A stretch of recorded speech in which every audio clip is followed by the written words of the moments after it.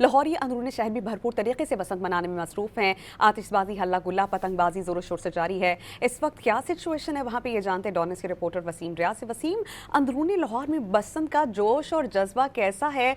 सुना है कि फायर वर्क्स भी हुए हैं और शहरी बहुत ज्यादा पुरजोश हैं। कैसा मंजर देख रहे हैं आप इस वक्त वहाँ पर?